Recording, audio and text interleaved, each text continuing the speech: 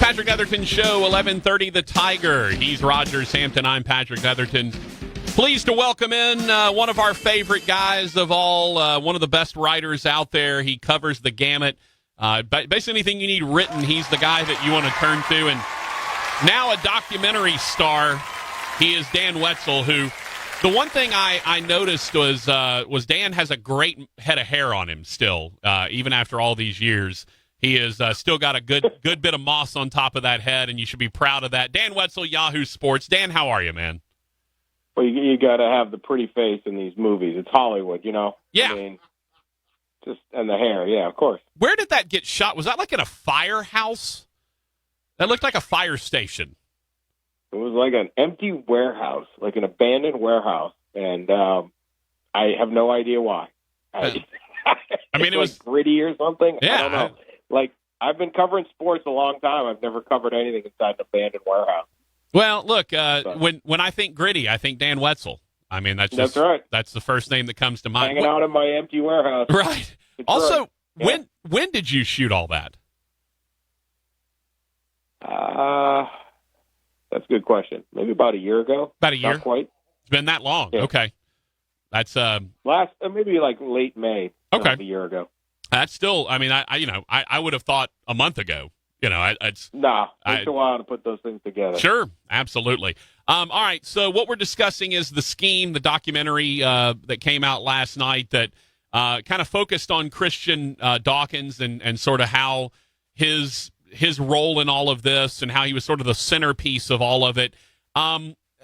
You obviously were interviewed as part of this, but I don't think you didn't see it beforehand, I don't believe. Kind of give us your impressions of what you saw and how you thought they did of putting this story together. Well, it's definitely the Christian Dawkins story. Yeah. The way I kind of always covered it is there were 10 defendants and lots of schools and, a lot of different characters in this really wide-ranging and confusing story. This is Christian's story told almost predominantly by him. Mm-hmm. So everything comes from his vantage point. And so I think it was pretty accurate and a reasonable view. It's just one view of a story that's pretty big. I think if you did this with Book Richardson or Jim Gatto from Adidas or Manoush Sood, the financial planner, you'd have a different kind of look at it. So I thought it was pretty interesting. Seems like a lot of people enjoyed watching it. I don't know. What do you think? Well, I enjoyed it. And here's the thing. You mentioned there are a lot of people. There were 10 defendants. There were all of these other people. There were FBI agents that were involved, although they didn't really get a lot, brought up a lot at trial. There was a lot of minutia involved. And just reading it, from the stuff you were writing, from the stuff other folks were writing it was almost hard to get a sense of it, and you needed someone to kind of walk you through it step by step. Okay, here's how it began. Here's the next step. Here's when the FBI guys got involved. I like that aspect of it because it really did lay everything out in a, I thought, pretty easily digestible manner. And I thought it was a pretty fascinating look at sort of the underbelly of college basketball that we all know is out there, and we've all known is out there for a while. But this is maybe one of the first times we've heard it publicly talked about like that. Right, and to have Christian really, and he's a compelling figure. Yeah. He's very charismatic. He's a terrific communicator, had some funny stories and all that. So, the thing is, there's 20, 30 Christian Dawkins out there right now. Sure. Christian wasn't like the only guy doing this. These guys are all over the country and have been for decades. So there's a little bit of that where this is just the one that, because he knew Marty Blazer and he got kind of hooked up on this, turned in and all of that he became famous and ends up with a documentary. Well, I'll say this. I guess at the heart of this is you, right? You kind of created Christian Dawkins when it's all said and done. Well, you read a book I wrote. Right. I mean, not that you were molding him and mentoring him, but yeah, you wrote a book. I told him it was not a how-to book of how to live your life. Right. But, yeah. Well, it's a crazy business, but certainly there's plenty of people who want to be involved in it. And, look, as long as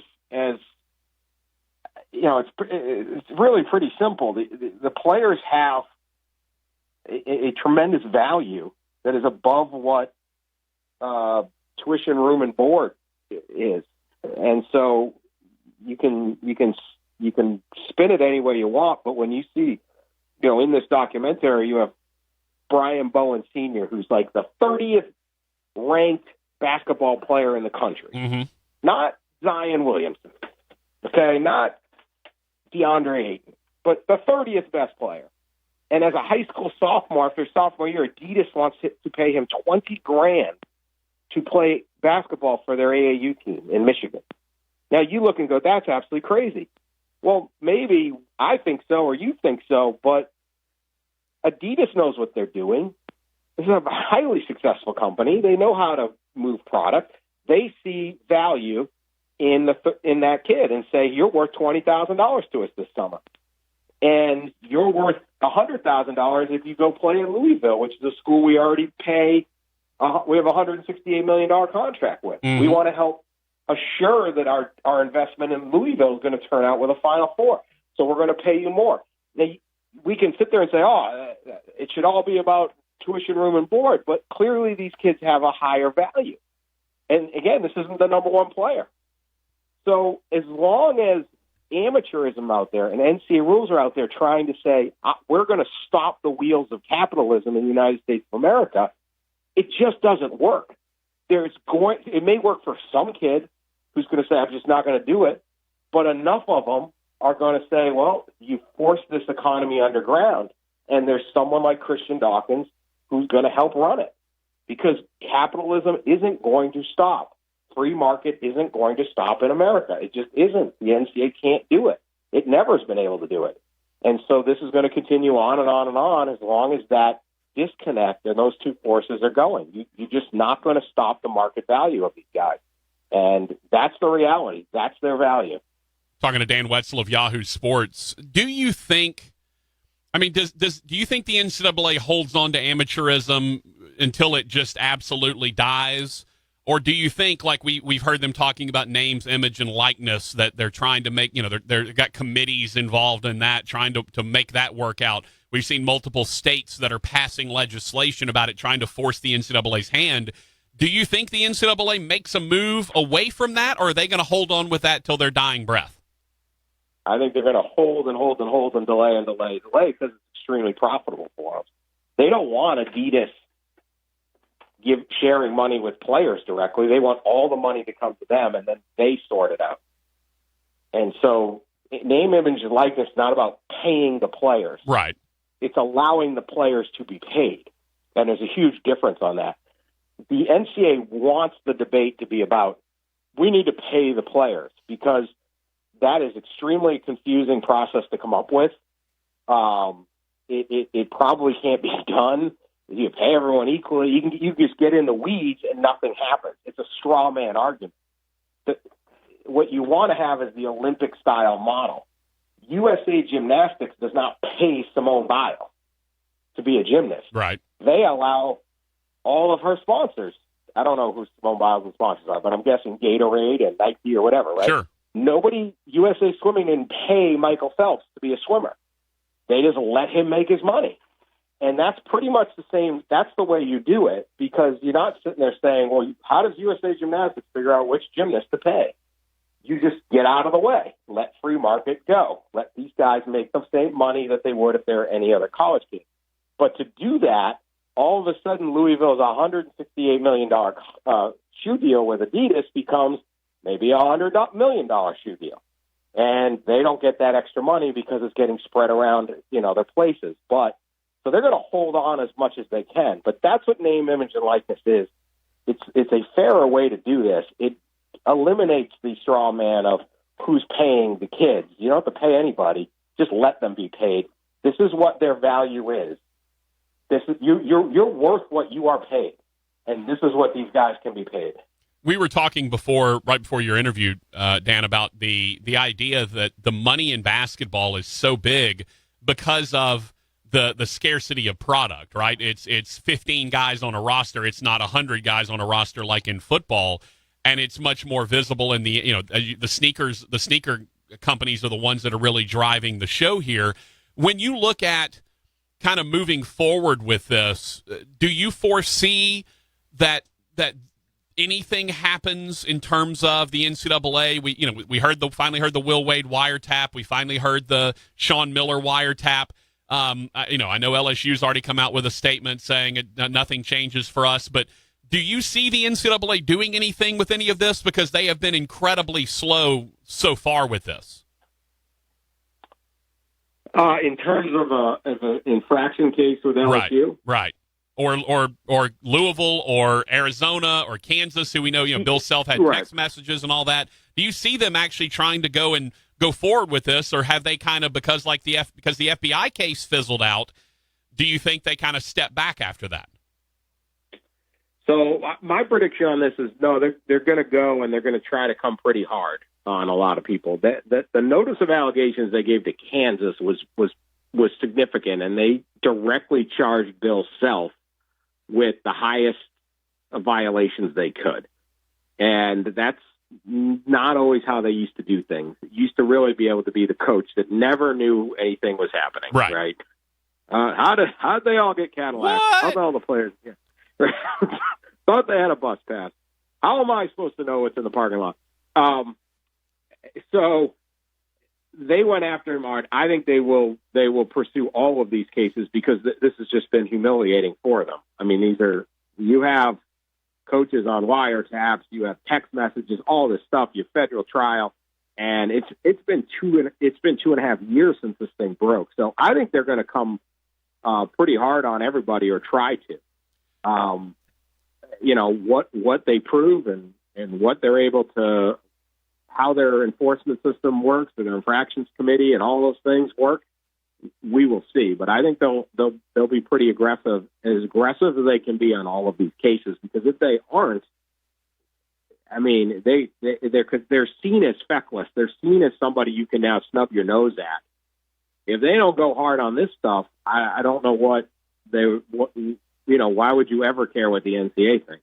Speaking of that, talking to Dan Wetzel of Yahoo Sports, I thought one of the revealing aspects of things was, and you mentioned Christian Dawkins is at the heart of it, is a very charismatic guy. He speaks well. He tells stories well. The whole I was in the same prison as El Chapo, kudos, whatever they're doing is okay with them. He kind of excused El Chapo, which I thought was beautiful. Didn't want to get in trouble with El Chapo. You certainly don't want to. But at the same time, he called Will Wade a gangsta. He said Will Wade's an absolute G because he just broke the rules, did it, thumbed his nose, flipped the double bird at the NCAA, demanded his job back, got his job back, and doesn't seem remorseful or care at all. I thought that was the most revealing part of the entire thing. Fired. Had his boss end up getting replaced. That wasn't the only reason, but if you look at the ends thing, I mean, I've always said, like, I don't care what happens at work, okay? Everybody here, well, unfortunately, less of us have jobs right now. Right. But everyone who's at jobs, any job, I don't care if, your first day mowing lawns for your neighbor, or you're at McDonald's or something, and, the French fries burn, or there's some spill, and your manager comes around the corner and says, hey, what happened? And you go, I'm not going to discuss that with you, manager. Okay, you're fired. Yeah. That's what happened. Will Wade did that for like 40 days. Yeah. And he still got his job back, So, he's totally told LSU, what's up? I'm going to be the coach. The fans are going to boo the AD, not me. I'll be back. I'll get paid. Let's go. Yeah, literally. And, that's kind of where we're at. I don't think that worked 10 years ago. It does now. Yeah. And Will Wade's the coach, and that's why I don't think LSU will do. I was not surprised at all by their statement today. Yeah. They're pot committed on this guy. What are they going to do now? Yeah, you can't. You got to stick it out now. You can't go, oh well, we knew what it said. And by the way, I want to pat you on the back and Pat and Pete as well. Great reporting by y'all. I said I wanted to let you do a little victory lap because a lot of people went after you and went after Pat and went after Pete when this story originally came out a year ago. And said, oh, well, this, look at these guys, they have an agenda. Turns out y'all were exactly 100% correct. So kudos to y'all for the good reporting. I'm glad you got to get a little victory lap in, even if it was a year later. So kudos. Well, it was always correct, so I wouldn't worry about that. No, I wouldn't either. Speaking of, I always said LSU's hoping it's not correct. I know it is. Yeah. Speaking of feckless, as you mentioned the NCAA earlier, the real villains in this seem to be the FBI. You talk about a group that appeared to be way over their skis in terms of their knowledge base, what they wanted to do. They kept trying to get Dawkins to get them in bed with coaches, and Dawkins kept saying that's not how this works. The coaches don't do this. You go directly to the players. They kept pushing him to get to the coaches because they wanted coaches in there. The FBI, just based on the documentary, Dan, and you were in court every single day. You heard all of this. They appeared to be somewhat bumbling idiots when it came to this case. Yeah, I think it was just a. I don't know why they started the case. I think they got in the middle of it and realized they didn't know why they started it. They kept throwing more resources to try to make it pay off. And then when they finally bailed and started charging people, they end up basically covering up half the evidence that actually would have made a difference.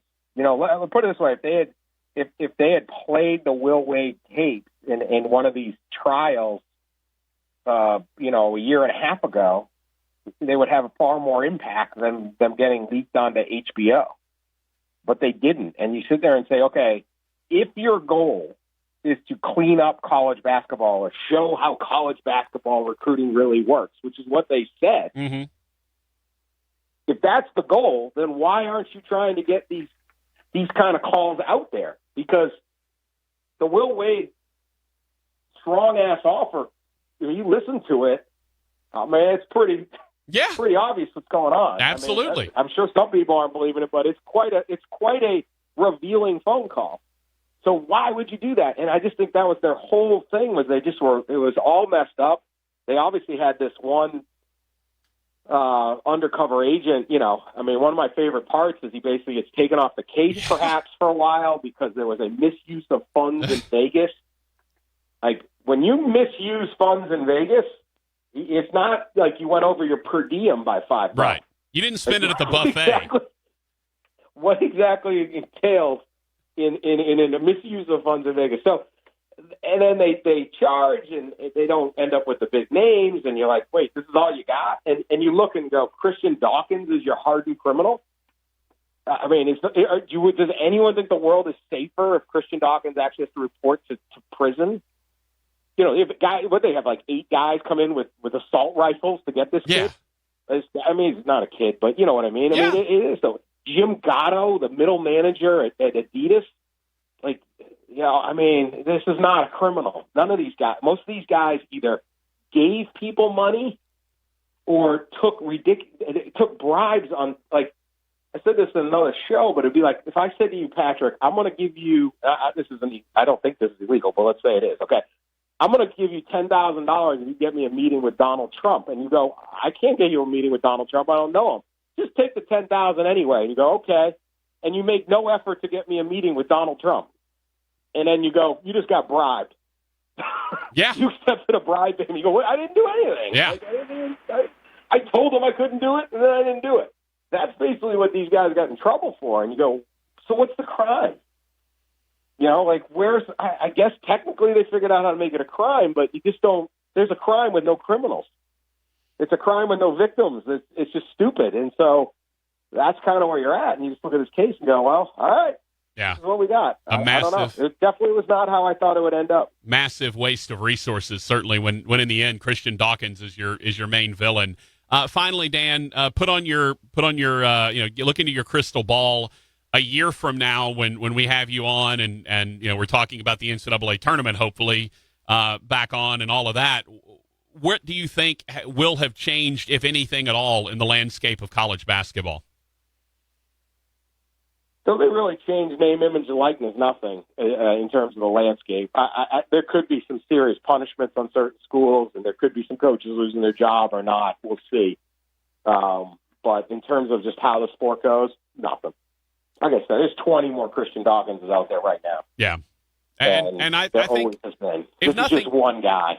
if nothing else, Dan, I thought the documentary did a really good job. For people that maybe have had their head buried in the sand and don't want to believe that college basketball works like this at the highest levels, I think if nothing else, they were educated on this is exactly how college basketball works and how it has worked for decades at the highest levels.